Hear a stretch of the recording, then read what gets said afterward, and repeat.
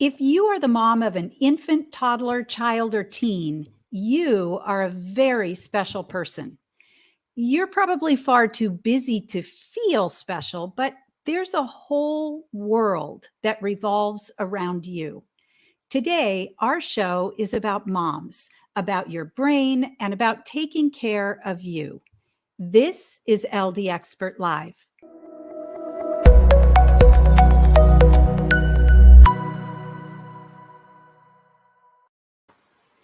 Welcome to LD Expert Live, your place for answers and solutions for learning differences, dyslexia, and attention challenges. I'm your host, Jill Stowell, founder of Stowell Learning Centers and author of At Wit's End, A Parent's Guide to Ending the Struggle, Tears, and Turmoil of Learning Disabilities. This book will help you understand why some bright children and teens struggle in school and what can be done to change that permanently. To get a free copy, go to parentsatwitsend.com. We're talking today about brain health for moms. So moms, I have a really hard question for you. Do you intentionally take time for yourself each day? Post in the chat yes or no. Let's say hello to Lauren, the Director of Clinical Growth and Operations for Stowell Learning Centers. Lauren is going to be our moderator today, as well as participating in the show as a mom in that special time of life, raising children. Good morning, Lauren. Hello. Hello to everyone who is out there watching us live. Let us know that you're here and where you're checking in from. Post your questions and comments in the chat today, as well as your answer for today's question. Do you intentionally take time for yourself each day? I will admit I do not intentionally take time for myself. I do try to snag a moment here and there whenever I don't have a meeting or something planned. I try to take advantage of that, of the silence, because that does not occur often in my home. So just like those little moments of taking time for myself is really appreciated. So that's how I get time for myself. So let us know, what do you do to take time for yourself? Do you intentionally go about it? Post in the chat, as well as questions and comments, and we'll check back in a little bit. Great. Thank you, Lauren. This is LD Expert Live. I'm your host, Jill Stowell. Our guest today is Dr. Giancarlo Licata. Dr. Licata is the founder of Vital Brain Training and Vital Head and Spinal Care, which is a brain-based health practice in Pasadena, California, focusing on brain-based tools to improve pain and performance. Vital was established in 2008 and has helped over 2,000 clients, including professional athletes from the NFL, Major League Baseball, and the NCAA. Dr. Licata and Vital have been featured on PBS, ABC, and WebMD. We are delighted to be able to partner with Dr. Licata and Vital to help students improve attention, executive function, and emotional regulation. And we're so happy to have him with us today on our special show for moms. Welcome, Dr. Licata. Thank you. Thank you again for having me. Well, it's always so much fun to have you here. We could just kind of chat all day, I think. Yes. Usually we have so much fun even preparing for these shows. We get to just keep chatting and an hour just flies by. So hopefully it'll be like this again. Yeah. You know, most of the time on LD Expert Live, our focus is on understanding and supporting children and teens with learning or attention challenges. But there is another very important player that we don't talk about very much, and that's the mom who is helping those kids navigate school, homework, activities, schedules, friendships, along with a multitude of other things. Yeah. I know that some stress is good for us, but what is this constant day-to-day stress doing in the brain? Yeah, it's, our brains are wired for short-term stress. right? We know this in neuroscience. It does very well for it. So this is the proverbial fight or flight, running away from the lion. So when I need to get very stressed, there's a threat. I need to be able to shift my attention away from my digestion, what I'm going to do tomorrow, and I need to just be, just ready to just deal with whatever's in front of me. So that's one thing. But now we're doing it every day in and day out. And so our brains are not wired to handle this type of stress. And so I'm married. My wife is a mother of three. And I see it in her, I see it in myself, I see it in our clients. We're dealing with right now, we're in August. It's stress of getting ready for school, or school just started. It's stress of each child, and are they eating enough? Are they eating too much? What schools are they going to? What's the teacher this year? It just doesn't end, right? And so our brains are wired. I try to oversimplify it. There is a theory called the triune brain theory. And it's based on an idea that we have three floors to our brain. We have a top floor, third floor, a second floor, and a first. And based on this theory, it'll help us kind of make sense of the world. Most of the things that we do when we want to think through things, we want to solve our children's long-term problems. We want to decide, what's going to be best for our family this year with, all the COVID restrictions that are coming back. That's our third floor. That's our, I'm going to say that's our executive function, and it's oversimplified, but that's third floor. Second floor is our emotional center, our reactive center, our limbic system. And so that second floor is what's dealing with the crisis or the threat in the moment, right? And then there's the first floor, which is it's the autopilot stuff. It's our brainstem. It's my breathing, my heart rate, my blood pressure. All of that is controlling my physiology, but I'm not thinking about it, right? So the whole point is that most of the things that we want to do, that we want to live in, we want to be responsive but not reactive. We don't want to yell at our kids. We don't want to feel stressed all the time. We want to be able to live in that third floor the majority of the time. But the fact is that most of us are living in the second. We're living in this reactive state. And the worst part is that when we're in the reactive state, it's literally drawing blood away from the third floor.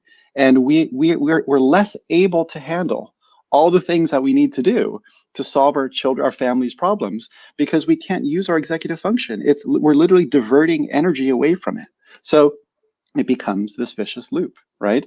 I've got all these problems. I'm stressed, so I'm more reactive, and I can't think through things. And so the problems just keep building up. And sometimes I create more problems because I'm in reaction mode and I'm not in, thinking, planning, strategizing, wisdom mode. Right. So that's a quick overview of the triune brain theory. But I think it's a good way for us to understand, gosh, what floor am I in? Or what floor have I been in for the last, I don't know, 3 weeks, right? So I don't know if you can relate to that, but I live in that sometimes too. Oh, I think that's a great analogy. And that's a really simple way to think about it for us to monitor ourselves. What floor am I on right now? Yeah. My kids are grown now, but when I look back at everything I was trying to manage when they were young, I don't know how I did it. And I used to say that I had acquired ADD. Yeah. Yeah. Yeah. Yeah. And it's, and that's the challenge, right? There's something else in neuroscience that we know very well. We realize that we do not multitask. Right. I know many people say, oh, I'm a great multitasker. I could do 6 things at once. Or other people say, I'm a horrible multitasker. Well, it turns out our brains are actually switching. They're called task switches. So we actually go do one thing, come back to that, go do one thing. And it's happening sometimes, in milliseconds. It's happening very, very quickly. And so now what happens, though, this is yet another kind of way to think about things. But if I'm being interrupted 1,000 times a day, right? I get to go to work. This is my wife. My wife literally says, "You get to go to work." And in the beginning, I was kind of frustrated with that. I'm like, but it's still work.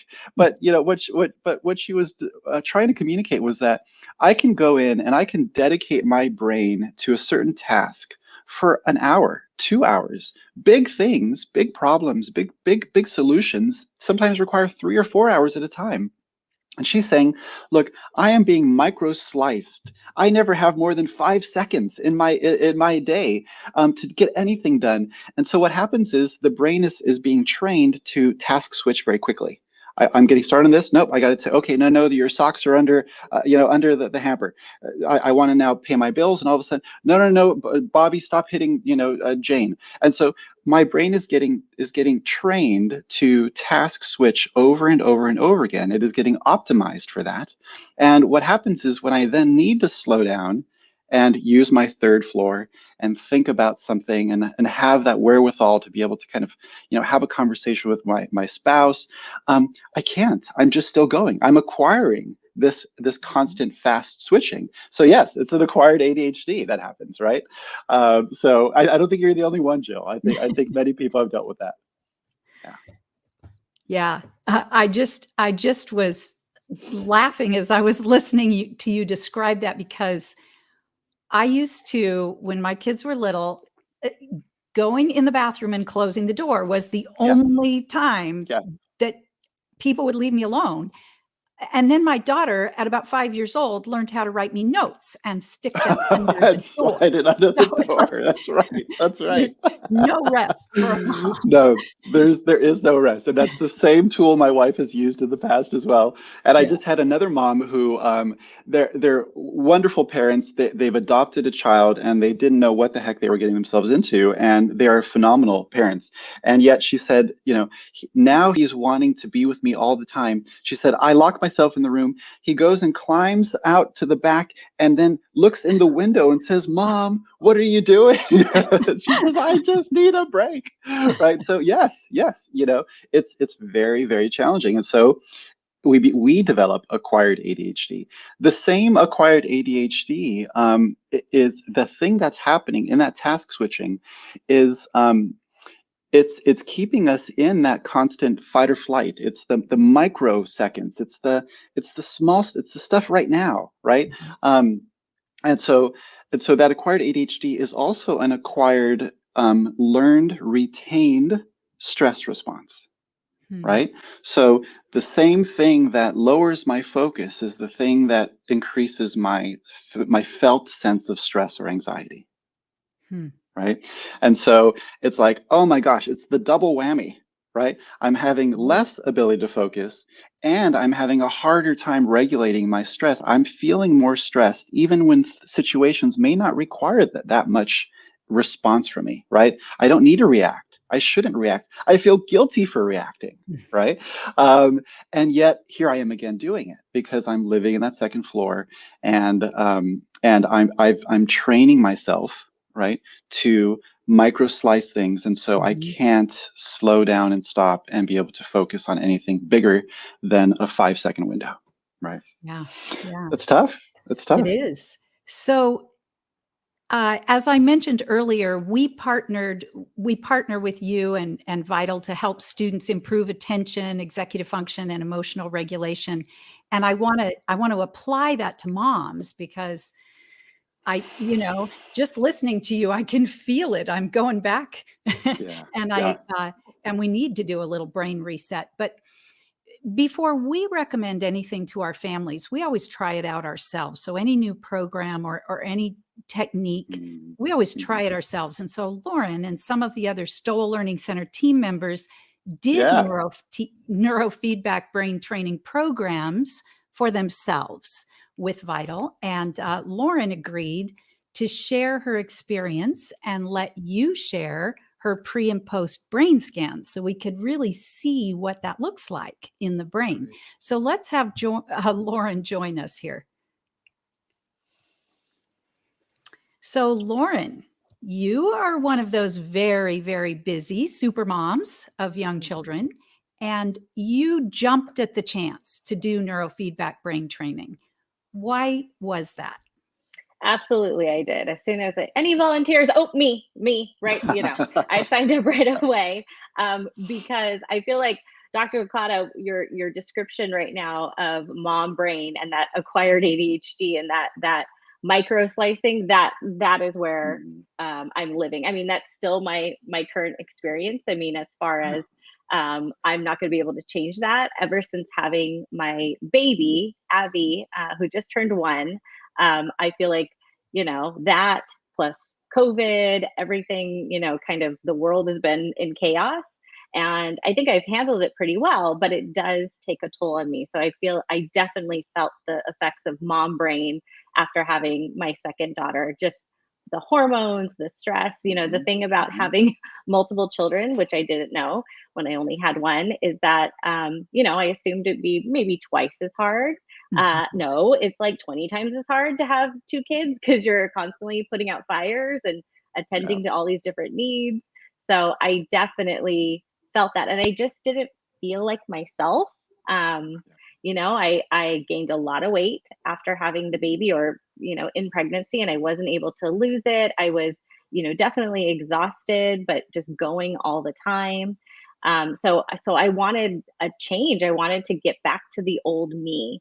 Yeah. And, at the Learning Center with all of the powerful tools that we have and the techniques that we do, I know the power of brain training. I mean, I've seen so many lives changed over the course of my years with the Stowell Learning Center. So I know that the brain can be retrained, and I'm like, let's do it. Let's sign me up.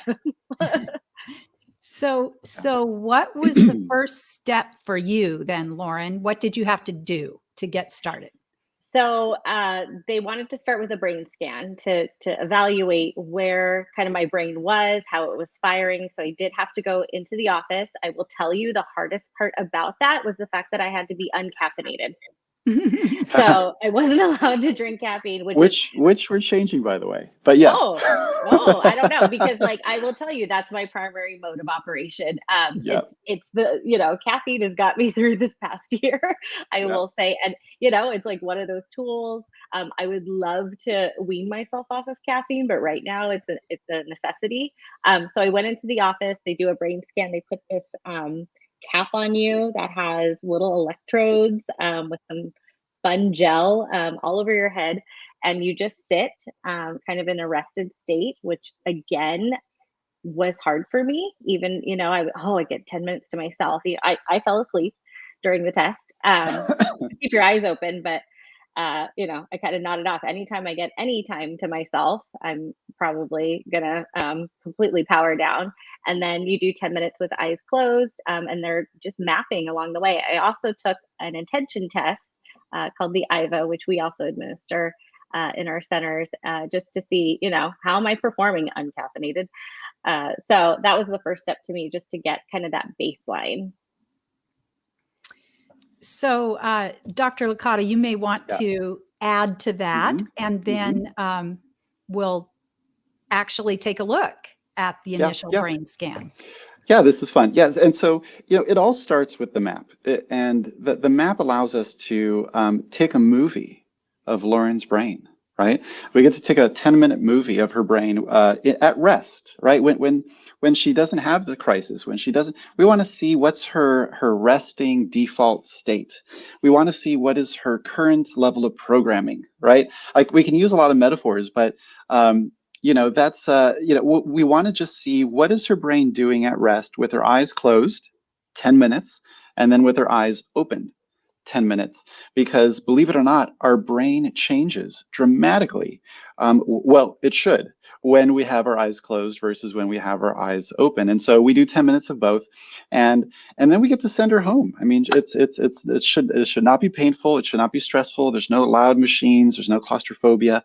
It's not a clinical setting, even though we're using very, very, great high level technology. So yeah, so she came in and did that. And then what we did is we see a bunch of squiggly lines. Now, when I describe it, let's do this, Lauren. Can we show a picture of just someone else at our center getting a brain map? I know that Christy's in the background, making sure all of this works really well. So if she's able to pull that up, great. If not, I'll just keep talking you through it. But basically, there's a child getting a brain map, right? So literally, it's not stressful. It's pleasant. It's not white and clinical. And so they're wearing a cap. It has basically 21, let's call them stethoscopes. They're listening to the brain. They're not doing anything to the brain, right? And then real time, we're recording the little squiggly lines. And it's going to be hard to see in the background there on the screens, but we're literally measuring the brain waves, the frequencies of every area of the brain. And so that's what Lauren did. She got to come in and we got to just record her for about 10 minutes, eyes open, 10 minutes, eyes closed. And believe it or not, that information gives us a lot. And so that alone, that's the first layer, are the squiggly lines. That's what we call a raw EEG. Okay, and I oversimplify it, but I say every one of those stethoscopes, every one of those little sensors is going to represent a room in the brain. So let's think of the brain like a 21-room mansion, and we want to see, what is each room doing? How are the rooms talking to each other? How are the rooms? Are they overfiring or underfiring? Are they in certain frequencies when we know they should probably be at rest in another frequency? So that's, and this is another child doing it as well. And so we're doing that, right? And then we get to compare Lauren's brain to a normative database. And all that means is other women her age, right? And we just want to see, well, how is she stacking up against all the other moms, right? And what are the different rooms doing? And are certain rooms overfiring or underfiring compared to other moms that are considered normal and healthy and so on, right? And so that's where we get these colored circles. And Christy, whenever you get a chance, we'll see if we can see those. And so what we have is Lauren's first set of her brain waves. And I tell everybody, I like to oversimplify. And so if people have questions, I'm happy to kind of elaborate more. But I tell everybody, look, this is Goldilocks brains, right? Every dot is a room. This is every circle is her brain in a different frequency. And so we have 5 of them: delta, theta, alpha, beta, and high beta. And we won't necessarily go into them, but I just tell everybody, look, green is happy. If you're in green or yellow or a little bit of light blue, you're okay. It's just you're within what we call a standard deviation from the norm. You're within about 68% of women your age.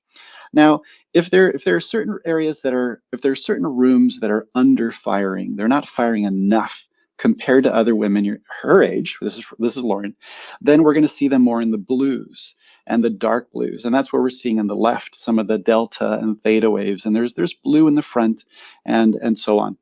And if there's areas of the brain that are overfiring, they can't stop. They're just going. And then we're going to see them in the reds or the dark reds, right? And that's what we're seeing with Lauren here. So when Lauren came in, she's telling me about mommy brain, and she's telling me about some of these other things going on and some of, her goals. And so what we decided on is you have these performance challenges that you have. You want to be quicker. You want to be back to your normal speed, right? Lauren, you want that word recall to be right on, not just on the tip of your tongue, but out of your tongue, ready to go. And what we realized was that her performance was actually being affected by her brain's ability to regulate. And so, and I'm seeing this more and more often. So what we focused on was some of that dark red in the front right.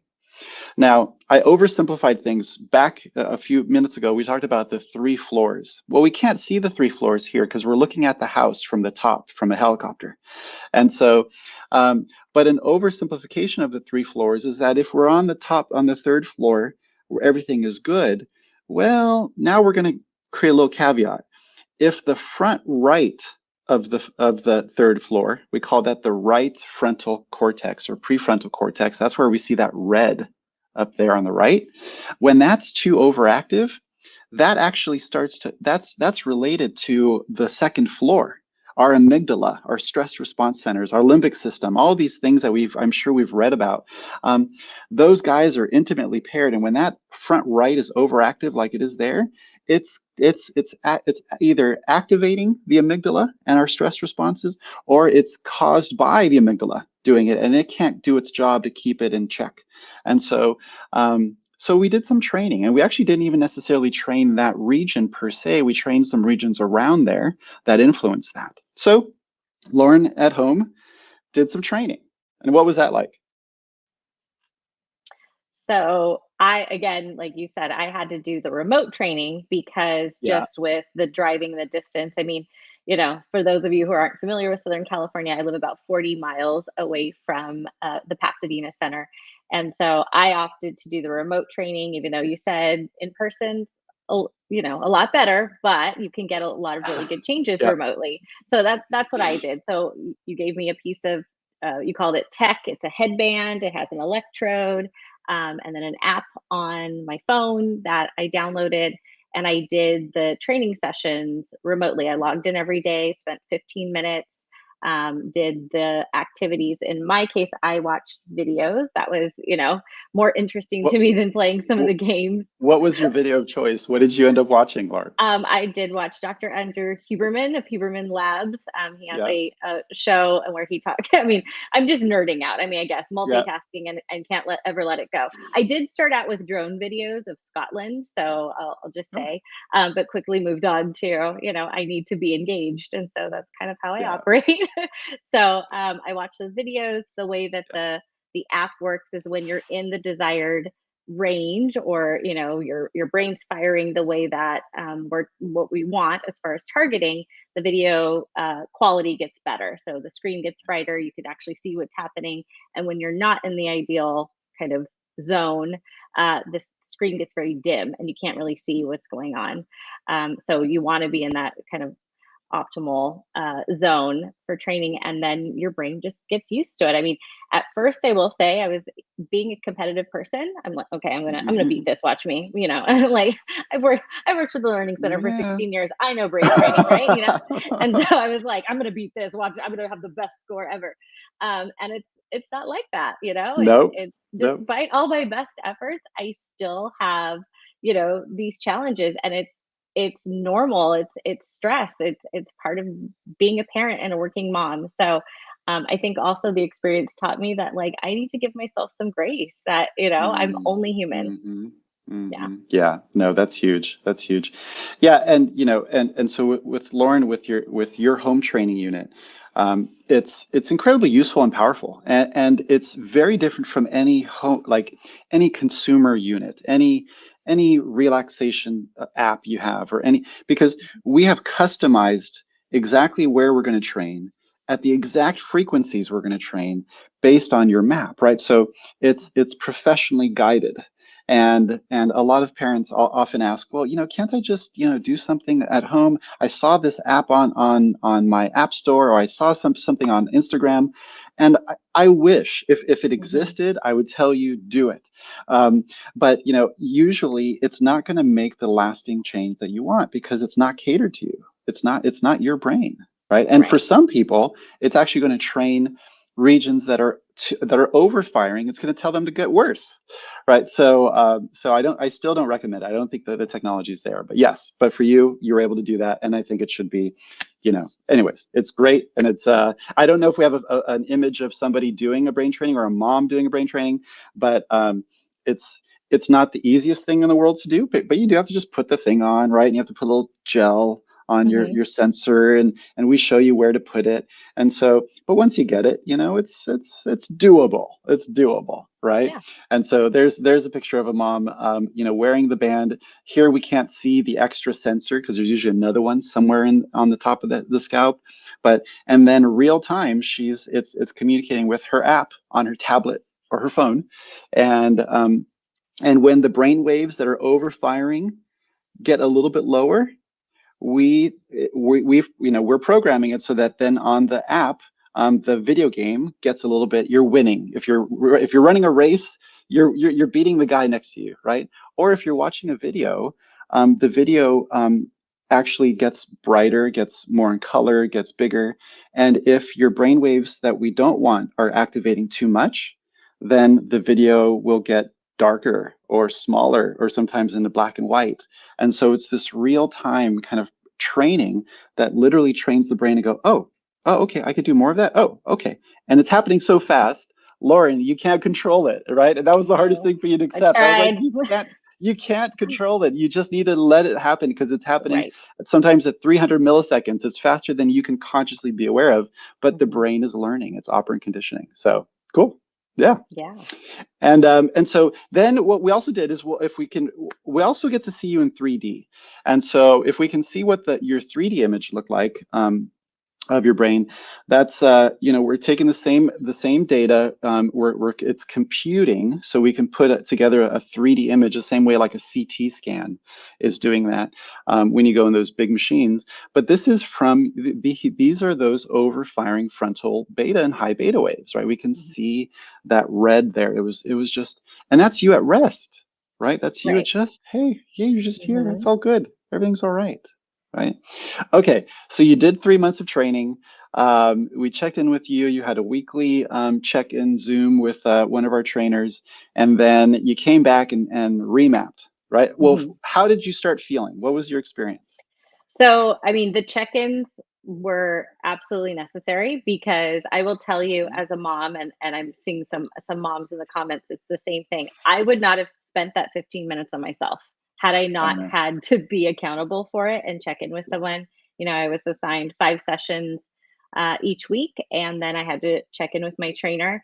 So I knew I had to get them done before she checked in with me. And let me tell you, there were plenty of times where I'd rather have just gone to bed or done something else. It's like taking that time to spend 15 minutes on yourself.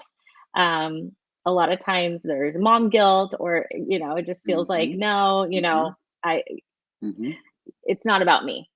Yeah. So those check-ins were definitely helpful, and I stuck with it. I mean, I was diligent. I made sure that I did that, and I will tell you that for me, it was kind of like a slow burn, which is something that we often see at the Learning Center. That it's like, is this Hmm. working? I don't know. Hmm. I'm not getting the scores I want, and then all of a sudden, pow! Like it was just all of a sudden, I had one session that just skyrocketed. And so Yeah. I was getting that great feedback, oh good, that dopamine reward for me, yes. But I felt different. So that was really, I would Hmm. say, the turning point for me. Hmm. I started to just, my motivation came back, and I'm a pretty highly motivated person, but like I said, I wasn't feeling that in this year or so after I had my baby. But all of a sudden it came back. I started exercising again. I got motivated to lose weight. I started losing weight. My energy Yes. came back to just, be social and, you know, use more mental energy on things that weren't work related or raising children related, things like that. It's like I felt like me again. And it I was, love that. it was like a few weeks in, probably midway, and it's like, is this Hmm. working? And then all of a sudden it was like, oh my gosh, I feel like my old self. And that's really what I wanted. And then, kind of all the other things started to come together for Hmm. me, just like having energy, being more focused, all of that. But it was like that underlying support wasn't there for me. That underlying, like, I just needed to be back to my usual functioning in Yeah. order for those higher level things to come together. Yeah, yeah. No, I love that. And that's and again, and by design, right? By design. Hmm. That's what it was about. We start slow. We divide into 3 stages. The first month we start very slow. We get to know the brain. We work on some other regions. Second month, you're starting to maybe something's happening. And then you sometimes, not just you, but others will start explaining it away. Well, maybe it's because of this, or Hmm.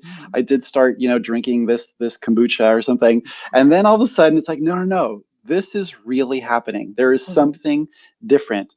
And what I love is the most common thing we hear is I feel more like myself. Right. Hmm. And that's just fantastic, right? It's not about training you to be somebody other. It's more of you, right? So I love that. And again, we weren't necessarily training your performance. We were trying to help you with regulation, because if we can get your regulation down, then the performance centers can work on top of those, right? But if your regulation is not where it needs to be, you could train performance until you turn blue. The Right. brain can't do it. It's built on Hmm. top of other networks that are necessary and crucial for that to happen, right? So, okay, so and then you came back and we remapped you. And so I don't know if we have the two-dimensional ones, our little colored circles. And it was 3 months. We're not expecting perfection. What we want is to reduce the amount of intensity. Usually in 3 months, we want to decrease by 1 to 2 standard deviations in the region. And so what we're seeing is that beta and high beta in the front right, like could we do more training after you? Could you go even deeper? Yeah, of course you could. But we're seeing is on the left, a lot of that blue is gone. In fact, we've got some of the yellows and light oranges coming up on the deltas and the thetas on those two circles over there, and that's okay. Everything is turning on. There's more activity going there. So those guys were probably already there, and just as we're activating things and we're activating networks, they're saying, oh, they're waking up, and so we see those, and they're okay. They're not gonna cause any trouble. And then the front right, we're seeing that front right region has gone down dramatically, right? Is there still some stuff there? Yes. And I'm going to say some of the front right, that red hot spot, just that one little hot spot right there, when we look at your actual squiggly lines, some of that is a little bit of involved with some of the muscle right here as well, because muscle creates EEG. And so we filter it out as much as we can, and some of it is left over. And so I usually tell everybody, yeah, that's just a little bit of muscle from there. But and we won't even talk about your teeth grinding and some other things that can happen that you notice that you didn't even come for, but improved. But that's more muscle. That's not actually from the brain, and that's a good thing. If we go into the 3D, we'll also see that this is well, we'll look at it. This one is looking at one frequency, which is your beta. And once they pull that one up, the 3D one, we'll see as well that the whole surface area, it all started getting smaller, right? It's all in just that one front right. And so again, we don't need perfection. I tell every parent this, I tell every child this.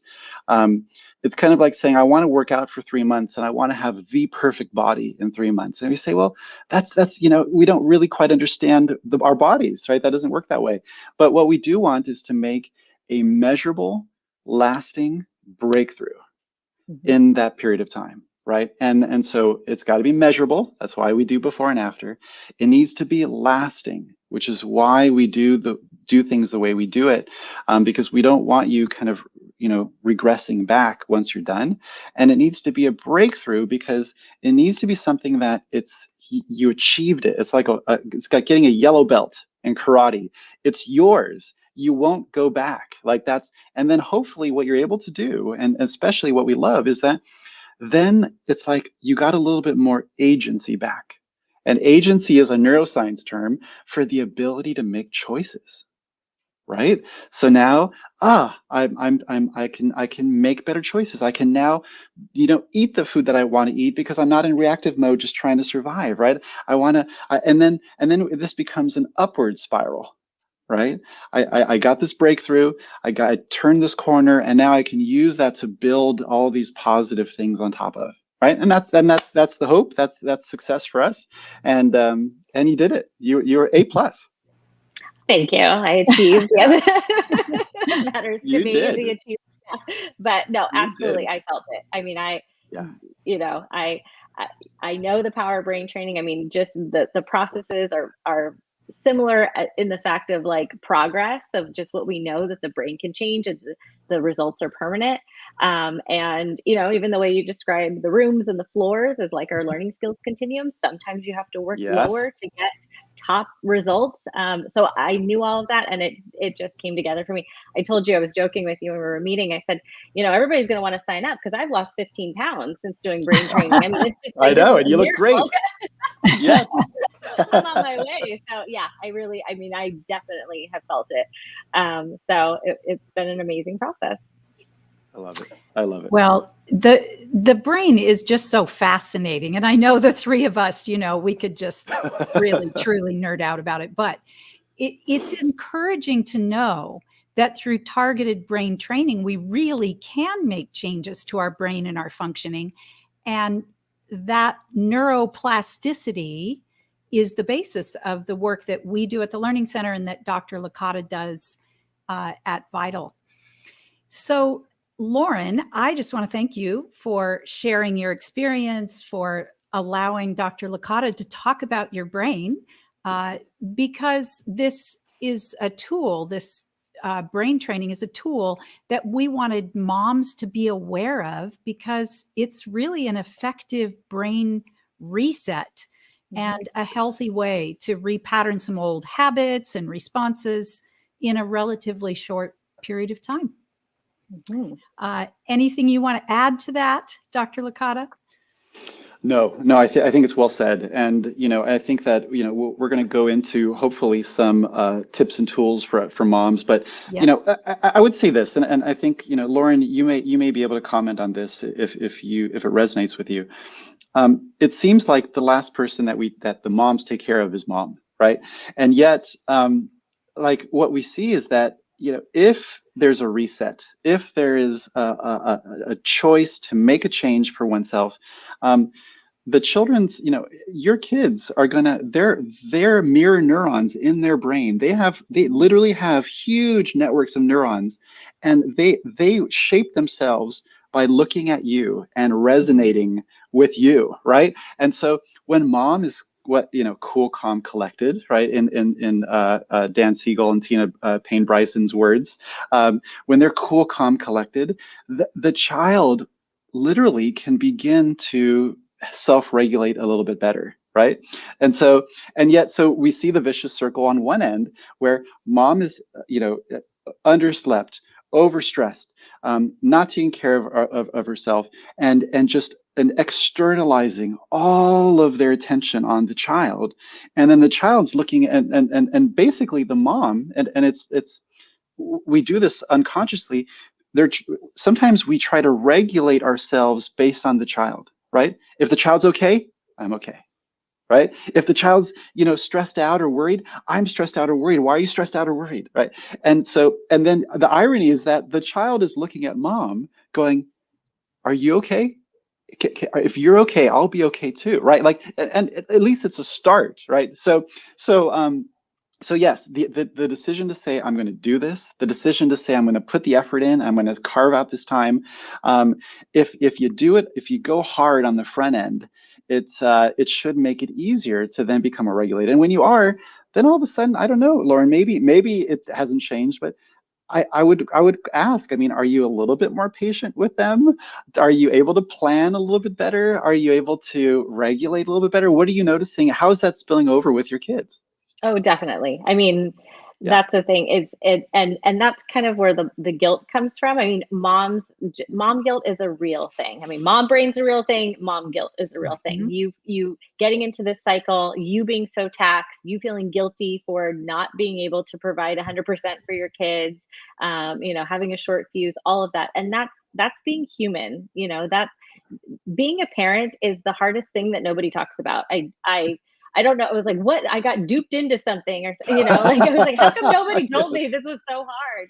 And I've seen it with our own parents over the years at the Learning Center, and having a child with special needs. I mean, it's a hard task, and so absolutely, I feel like I can be a better parent, and taking the time for myself, and taking, it's an expense of time and finances, but our family is better because of it. Absolutely. That's great. That's wonderful. It is. Good. I love that. Well, thank you both for that. If you're just joining us, this is LD Expert Live. Our guest today is Dr. Giancarlo Licata, founder of Vital Brain Training and Vital Head and Spinal Care in Pasadena, California. We've been talking about how to give your brain a reset through neurofeedback brain training. We're going to take a quick check-in with our viewers, and then Dr. Licata has some practical tools for you for increasing energy, attention, memory, and motivation. So we have some moms answering our question. Do you intentionally take time for yourself each day? Yes or no? And I see a common theme here. So Dalila says, just started to. And Brittany is from Santa Fe, Texas. No, unfortunately, I do not. Currently taking advantage of the silence. What recently happened that all of a sudden we get silence in our homes? And Andrea saying, hi, everyone, checking in from Vegas. I never took time for me during the last 19 months, but I just started yesterday a mom's boot camp. I need this, and I'm so happy I made this decision. I did it because I was and am at my wit's end. Mentally, I'm struggling between a special needs 5-year-old boy with IEPs, therapies, tantrums, a teething toddler, home life tasks and responsibilities. My brain is almost fried. How do I protect my mental health and don't get sucked by all of this? So she's really, I mean, I was right there with you, Andrea, definitely. And so I'm seeing this kind of theme of like the kids are back in school in person, and moms who kind of took the brunt of this pandemic with kids being at home and schools being closed and childcare, kind of being non-existent for a little bit, that moms are breathing a little bit of a sigh of relief just having kids at school. Any suggestions for Andrea? She adds, my husband the other day asked me, what happened to the calm, organized Andrea? It's like you have ADHD too. Her son and her husband have ADHD. It was scary to hear him say that, actually, but everything that I was sharing, I mean, this kind of sounds like our similar experience. Any advice for her? Definitely congratulations on the Mom's Boot Camp. That's kind of the first step, signing up for something yourself that you get to do and focus on you. Absolutely. Yeah. No, it's this is the challenge with even giving tips and tools, is sometimes we can't even get ourselves to do them, right? Like sleep is probably one of the most important physiological regulators of our stress, and more likely than not, a good 30%, at least 30% of our dysregulation, our ADHD-like symptoms are just from chronic poor sleep, right? And what new mom or existing mom, or especially with special needs, how are they able to sleep? And that becomes, again, the downward spiral. I don't sleep as well, so I have all these issues and I have more stress. The more stress I have produces more high beta waves, which is some of that red we saw in your brain, Lauren. Those high beta waves make it harder to go down into the deeper layers of sleep, which is our restorative type of sleep. So that's why often moms also complain, not only can I not sleep, as the more I'm stressed, the harder it is for me to sleep, right? And so I don't feel like it's okay for me to say you should sleep more, right? Like there's one more thing I'm not doing. But at least if we know the value of sleep, then we can know, at least it gives us a direction to move towards, right? So the sleeping is one. But no, I mean, there's certain, I don't know. You guys may have a better answer as far as with kids with special needs. There's just certain logistical challenges that you have to match. How can you carve out time? So you could, but I don't know how. Jill, what do you have as far as advice for moms? You've worked with many moms over the years.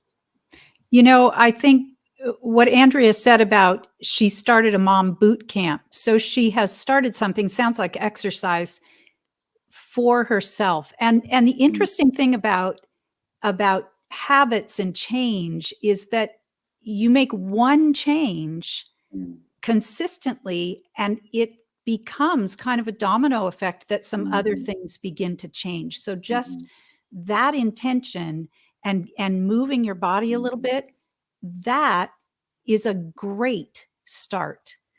And the other thing I would say for you is, for all moms really, is the more you can get a routine in place so that, and I know that it's challenging, especially if your child has a lot of different appointments or, there's all kinds of things to deal with all the time, but to have a basic routine and schedule in place is helpful to us to know what to expect. Yeah. And, I know I find myself even doing this now because I still allow myself to get very, very ultra busy. And is, breathe in and take some nice long exhales. The long exhale is going to be a bit of a release. So do that for yourself too. Yes. Yeah, so there's definitely, how do you carve time out? How do you carve your schedule? Fun fact. Again, I'm oversimplifying it, but there is a region right in the center midline that's called the anterior cingulate or front midline. Um, that is that is the area that determines how structured we are. And like a volume knob, we know people who are on too far to one end, they're on a 10, they're so structured, we call that OCD, right? We go down a couple knobs, those are people that are just really inflexible. They don't like change, everything has to be this way, and they really get upset when it's not. We turn it down another notch or two, we have what we call some of this kind of cognitive flexibility. We can create a schedule. We can create a routine. And when the routine doesn't work, we can say, well, let's modify it. Let's change it, right? That's a happy place. But if we keep going down, it goes the other way. Um, it's harder. The further down it goes, you tell somebody they should have a routine. They've never had a routine in their life. They don't even know what you're talking about, right? Nothing is routine. Everything is always changing. And you're like, you just need to be more disciplined, or you need to be more structured, or you need to have a plan. And they're like, I don't know what you're talking. Like, it's like they're walking on ice, right? Like, meaning it's so slippery. There's nowhere to grab. And you go down even further, and it's basically somebody who can't, has like, they feel like they have no willpower at all. Right. And so sometimes now those things are changeable, right? Brain training can go right after that region. And that's why, it's a big go-to that we see is related to a lot of issues. But I think it should also maybe give some people a little bit of let them off the hook a little bit when they're like, I should have a routine, but I don't even know where to start. I can't. My brain doesn't work that way. Okay, well then we got to find some other things for you, right? So the fact that everybody is a little bit different, and that the tools have to fit the person in the season that they're in, is, I think, really important. So anyways, I'm hoping that kind of that volume knob, and going from OCD, hyper extra rigid, all the way down to no ability to have a willpower to do anything. And just like, well, imagine a parent who has a child who's got their knob all the way down, right? Like, what's happening? Why aren't you thrive? Why don't you get a job, right? Why don't you set a schedule, clean? Like, they just don't have it, right? So anyways, that's I hope it's a helpful framework to think about these things, and hopefully, use the tool that fits you best to maybe get you a notch or two, right? Brain training can make a big change. You can go up a couple notches, or two or three in any round of training. But if you don't, then maybe find a different tool that'll fit you, you know? Um, Yeah, yeah, that's really helpful. And so often we hear things and it's like it feels so big, yes, and yes, just even a tiny thing, one yes, tiny thing, yeah, makes a difference. You said I think something that's in good. there that it just kind of stood out to me. You used the word should. I should, Hmm. people say that to themselves. And I remember when I was a very long time ago, when I was teaching in the public school, we had an in-service, and the person was talking about stress and was saying, "Stop shoulding on yourself," and Yeah, and that love it. has come back to me so many times. I need to just Yeah, change my language. yeah. Instead of saying I should do this, I want to do this, I will do this tomorrow, whatever. But just that should put such a big burden on our shoulders. So we want to get rid of that Absolutely. word in mom Absolutely. vocabulary. Yes, Absolutely. absolutely. Yeah. Absolutely. And the sleep thing, I will say, I will parrot that.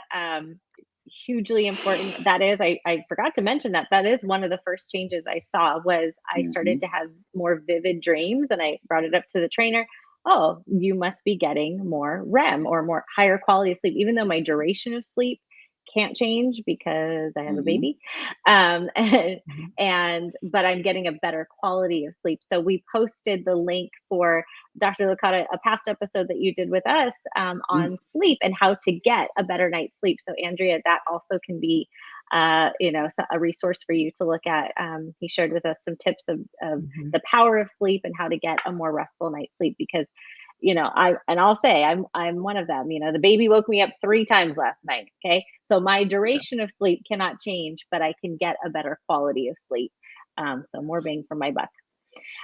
We have Absolutely. just kind of 2 more check-ins, and then I'll let you get to some tips for moms. We have Karen just sharing, that she keeps herself busy. Good morning from Sacramento. Yes, I take time for myself, but not the things I'd like to do. I read a lot of genealogy and executive function research and jokes on Facebook. I'd like to spend more time quilting, so that quiet time. Mm, And I feel like this mm, is also something that plagues moms, that like we're so used to being busy that like anytime we have downtime we go to our phones, or mhm, Mhm. me watching the neuroscience videos when I was supposed to be doing brain training, or simultaneous. Like we're just used to being kind of in that active mode all the time. That mhm, activity, however, takes a lot of time to set up and put away, and so we avoid those quieter times. Definitely mhm. can relate to that. And then we have that just has a question about the brain mapping. She's asking, is it like an EEG? Yes, it actually is an EEG. It's an EEG with a lot of technology built on top of it. But yeah, it's good quality EEG, and so we don't throw away all of the useful data that the neurologists throw away when they're looking for seizure activity, right? So usually the only reason why you would get an EEG is typically for, if they're looking to see if somebody has a seizure, or our colleagues in the sleep science uh, areas, that when you go to sleep and they're measuring your sleep and they want to know, do you need a CPAP? What's going on? What's your quality of sleep? They're using an EEG as well, but that's at sleep. So it's the same tool, and then there's just other things built on top. So yeah, Okay, makes sense. So I want you to get to some tips for moms. We'll check back in one more yeah, time. I know we're coming up to the end because this is just a show chock full of great stuff.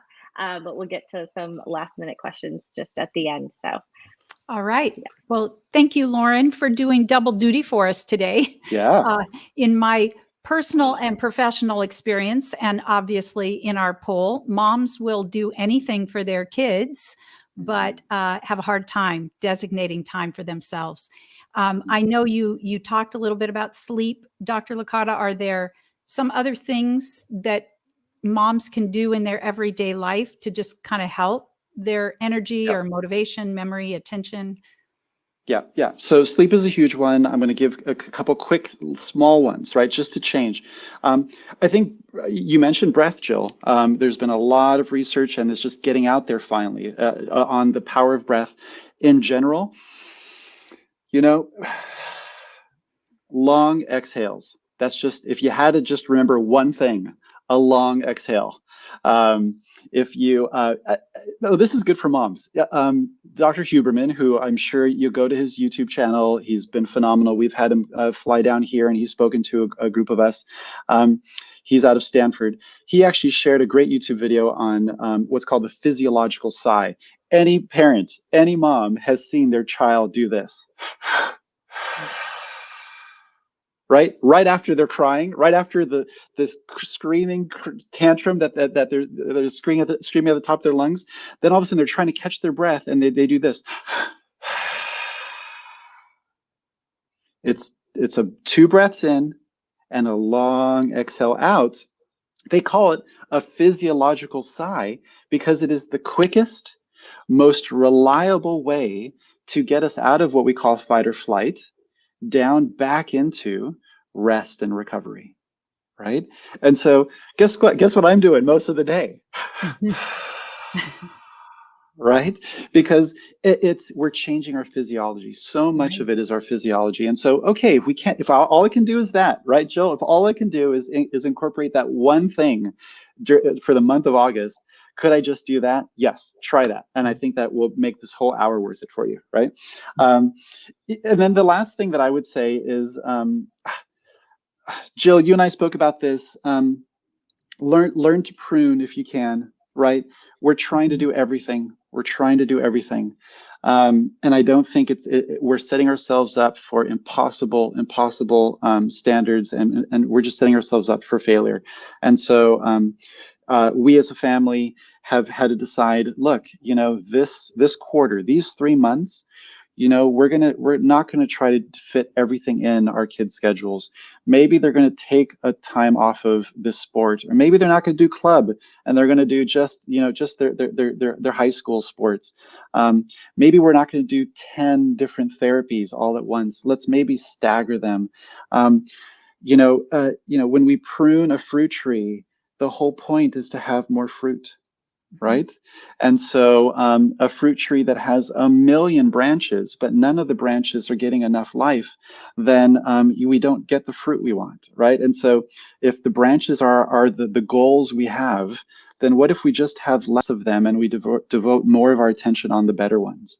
And so I think that's a huge one, because I don't think if we used all of our tools, all of our tips, all of our brain training, we're not going to achieve some of these impossible standards that we're trying to hold ourselves up to.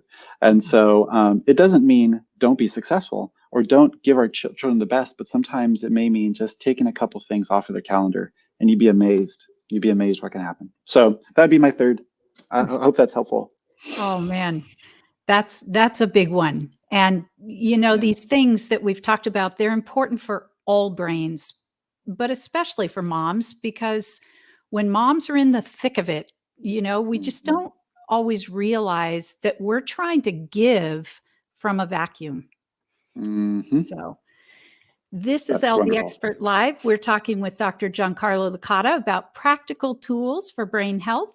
And let's check in with Lauren one more time for just some last minute questions.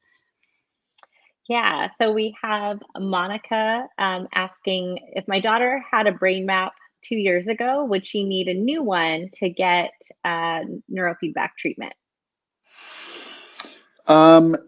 Yes. Short answer is yes. Especially when they're kids, their brains are changing developmentally, and post-COVID, post-lockdown, post-stress. When we have big stress, big traumas, or infections, or things like that, it changes our map. So yeah, I would do so.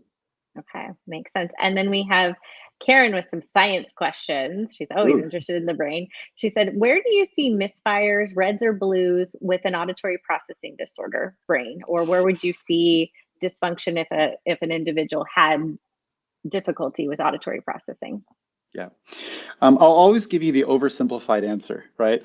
But the oversimplified answer they'll usually be where the temporal and parietal lobes meet on the back right and back left, because both are necessary. If one of them is offline, then auditory processing as a whole goes down. And then sometimes also right in the middle, it's called PZ, or some around the posterior cingulate. It's where I call it's where a lot of the hallways pass through. It's a hub. And so again, I'm oversimplifying it, but those are usually the big regions. And that's why we do the IVA testing, because we can measure a person's auditory attention and begin to see if they correlate together. Quick tip, auditory attention is different than auditory processing. A lot of people, the auditory, it's not even in their awareness. It didn't even go in. So they can't process it, right? They can't, if the letter A doesn't get in, you can't put that together to make a word, right? So there's a whole nother conversation around that. But yes, that's usually where we see it. Short answers: in the back right, back left, and in the center back. Makes sense. Yep. And then Karen also asks, just wondering if you have ever seen a reduced response to allergens as a response to brain training. That's a big conversation. I know what she's thinking. She's thinking, of that moro, maybe stress response, moro related kind of a thing. Yeah. Ironically, well, in short, we've seen actually a few case studies, but we don't understand why or how. So no, I would not have somebody do training just for that. But the irony is that, in fact, if I have an allergic reaction, what will my medical doctor usually give me? They'll give me cortisol. Or cortisone, and that cortisol, our natural, it's our stress hormone, believe it or not. stress actually sometimes lowers our allergic response, right? So it gets a little bit complicated once we get into the biochemistry of it all. But yeah, in short, it wouldn't be my go-to. I would definitely probably recommend other things like a good functional medicine doctor or a naturopath. They'll go into some of the underlying physiology there. Makes sense. Okay, well, thank you, parents, for participating. If you have additional questions or want to, discuss this topic further or get advice from other moms, truly, we have a mom community called Mom Squad. That is our private Facebook group. It's full of moms and dads, parents of kids and teens with learning and attention challenges, and we're there to support each other. So, Andrea, that would be another place that I would recommend. Just getting support from your tribe is really helpful in reducing your own personal stress. So Mom Squad is there for you to gain insights. I've also posted a ton of resources related to all different learning disabilities, auditory processing, executive function, dyslexia, there for you to read up on and just educate yourself. So Mom Squad, you can find it on our Facebook page or by going to Facebook groups and searching the keywords SLC Mom Squad to request to join. And then we also have Peace, another resource for parents, stressed out, busy parents. That is our support group. We meet once a month. That is a place to connect, get information, share with other parents. And so our next one is September 23rd. That's a Thursday at 5 p.m. Pacific time. And we will be having an executive function parent workshop. We'll be working with the challenges that you are facing with your child, either with the return to school, getting back into routines, things like that. So that is definitely a participation meeting. So you want to get the Zoom link in order to join by going to stowellcenter.com/peace to get the registration link so that you can be part of that conversation where we're going to work through real problems that you are facing at home. So looking forward to that. Thank you, Lauren. That peace meeting is going to be a great opportunity for you to dialogue and problem solve real executive function and organization challenges that are coming up as your child gets into the swing of school. And Lauren leads that. It's incredible. So I encourage you to check that out. Dr. Licata, what would you like to leave us with today? Oh, boy. Well, what I would say is that last slide really reminded me. I would leave you with this. I think that the other thing that we don't realize enough is that we always talk about fight or flight. However, I have so many colleagues that have been reminding me about the latest research, but on the importance that there's another physiological mechanism. There's another thing that happens even in the second floor, and it's basically tend and befriend. And so I really want to encourage moms to connect, right? Connect with other moms. I mean, what you're doing here, Jill, is a phenomenal tool. The Facebook groups are phenomenal tools. The ability to tend and befriend is a survival mechanism. And in fact, in a world now where everybody's so isolated and everybody is thinking, their neighbor is the enemy, I think we need that even more now more than ever. And so, as a mom who needs support, and as a mom who connect with other moms, and I think that Jill and everybody here are doing a phenomenal job and giving you resources to do that. So, tend and befriend. That's one more tip, one more tool. Well, thank you for that. Moms, I hope you will give yourself a little pat on the back and feel inspired to make even just one tiny change just for you this week. Dr. Licata, thank you so much for joining us again. It's always a pleasure. Thank you. Here is the contact information for Dr. Licata and Vital Brain Training and Vital Head and Spinal Care. Check them out to learn more about how neurofeedback brain training can support you or your child. This is LD Expert Live, your place for answers and solutions for learning differences, dyslexia, and auditory and attention challenges. We're live every Tuesday at 10 a.m. Pacific. Next Tuesday, we will be joined by clinical psychologist Dr. Elizabeth Geringer to talk about why a diagnosis alone is not a big enough picture, why many things that look like autism aren't, and what brain-changing treatment looks like. Be sure to join us Tuesday at 10 a.m. Pacific for another great discussion. Stowell Learning Centers are open for both on-site and remote sessions and evaluations. We work with children and adults doing targeted brain training to improve thinking and learning and eliminate the challenges associated with dyslexia and learning challenges. If you would like a free consultation for yourself or your child, give us a call or visit our website at stowellcenter.com. Thank you again, Dr. Licata. Thank you to all of you who are viewing live or on the replay. We love connecting with you. If you find these broadcasts helpful, please share and subscribe. We'll see you next week.